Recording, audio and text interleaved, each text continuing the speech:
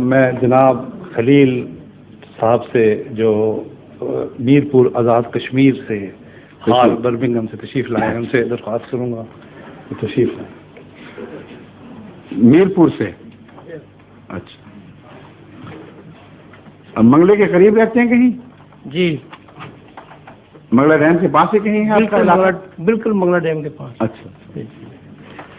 حضور سوال یہ ہے، ہم نے کبھی یہ نہیں سنا کہ کوئی حکومت کسی مذہبی فرقہ کو اقلیت یا غیر مسلم قرار دے.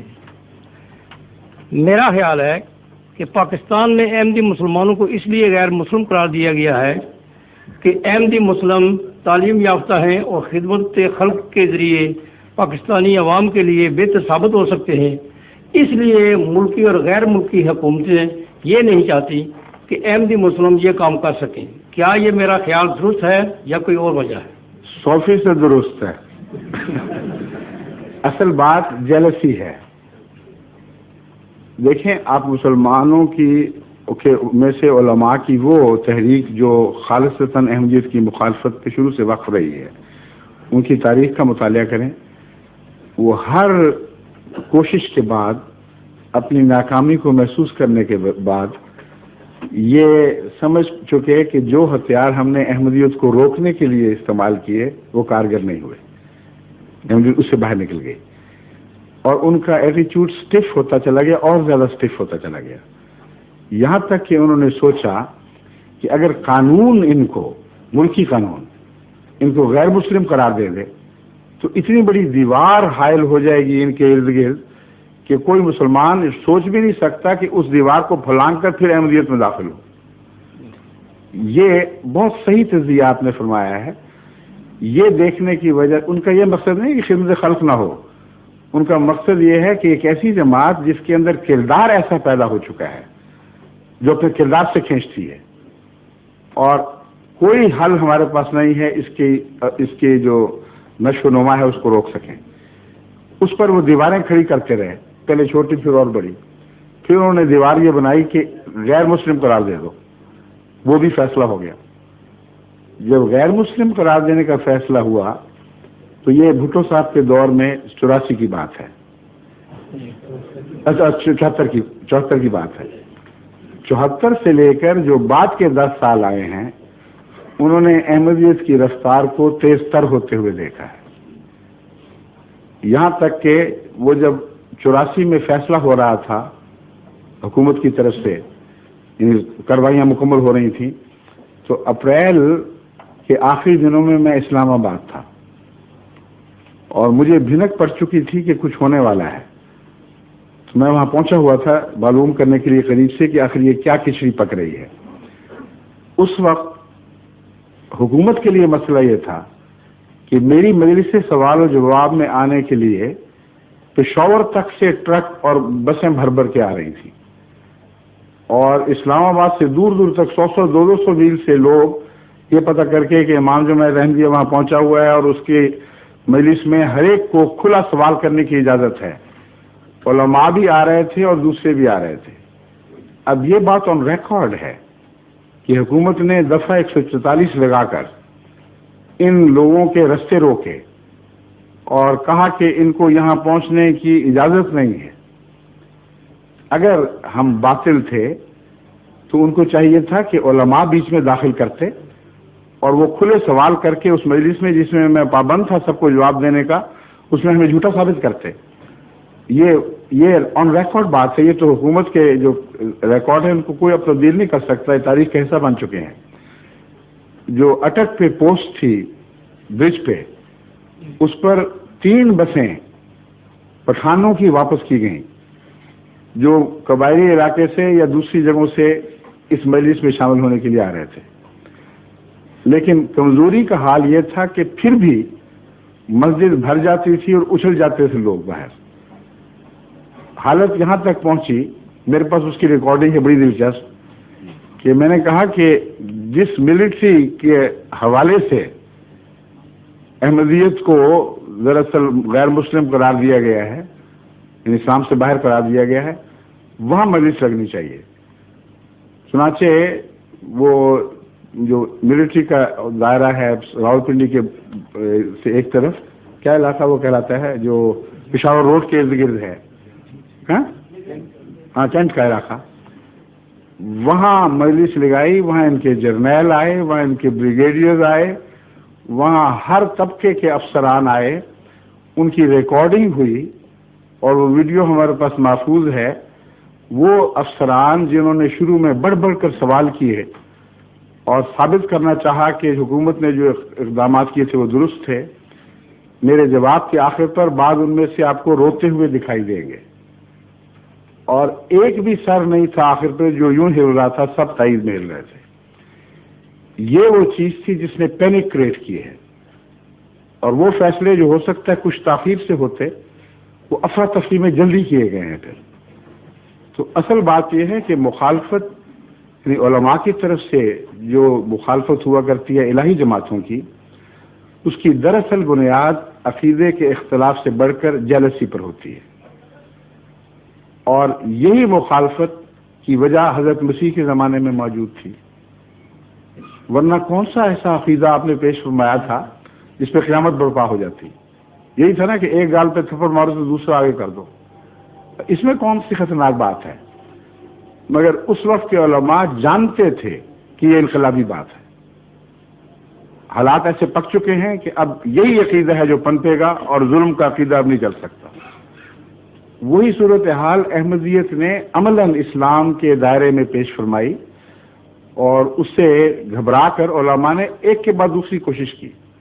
پھر زیاد صاحب تشریف لے آئے تو یہ واقعہ ہو گیا کہ ان کو اسلام مسلمان کہلانے کی اجازت نہیں، کلمہ پڑھنے کی اجازت نہیں، مسلمانوں کی طرح چلنے پھرنے کی اجازت نہیں ہے، مسجد کو مسجد کہنے کی اجازت نہیں، اذان دینے کی اجازت نہیں۔ یہ سب کچھ کیا نا۔ یہ کرنے کے بعد عملاً کیا کیا؟ عملاً یہ کیا کہ 100% ثابت کر دیا کہ محمد رسول اللہ اور آپ کے ساتھیوں سے اگر کسی کو مشابہت ہے تو صرف جماعت احمدیہ کو ہے، اس کے سوا کچھ حاصل نہ کر سکے، کیونکہ اس کے نتیجے میں پھر کثرت سے لوگ احمدی ہوئے کہ اب ہمیں سمجھ آ گئی ہے کہ 72 فرقے کون تھے اور 73واں کون ہے۔ اس کی منطق آپ سمجھیں تو آپ حیران ہوں گے، بہت گہری بات ہے۔ حضرت صلی اللہ علیہ وسلم نے فرمایا کہ یہود کی طرح میری امت 72 فرقوں میں بٹ جائے گی، ٹھیک ہے، ایک 73ویں جماعت ہوگی، جیسا کہ مسیح نے ایک 73ویں جماعت پیدا کی تھی۔ وہ 73ویں جماعت درست ہے۔ جب پہچان پوچھی گئی کہ کیسے پتا چلے کہ ان 73 کی تھیلی میں سے 73ویں کون سی ہے اور 72 کون ہے، تو بڑا مشکل سوال تھا، کیونکہ جیسے ابھی آپ سے پہلے مرزا صاحب نے سوال فرمایا ہے کہ سارے انڈے ہی کہلاتے ہیں نا مسلمان، سب انڈوں کی شکلیں ایک جیسی ہیں، ہمیں کیا پتا کون سا انڈا گندا اور کون سا ٹھیک ہے؟ تو رسول اللہ صلی اللہ علیہ وسلم سے یہ سوال کیا گیا۔ اس میں آپ کی شان رسالت اور فراست دکھائی دیتی ہے۔ اتنا مشکل سوال نظر آیا کہ یوں لگتا ہے کہ اس کا جواب ہو ہی نہیں سکتا کہ یا رسول اللہ وہ 73ویں جماعت کیسے پکڑی جائے گی، کیسے پہچانی جائے؟ آپ تو کہتے ہیں سب مسلمانوں کے ہی فرقے ہوں گے۔ جواب سنیے، آپ نے فرمایا ما انا علیہ و اصحابی، کوئی پہچان مشکل نہیں۔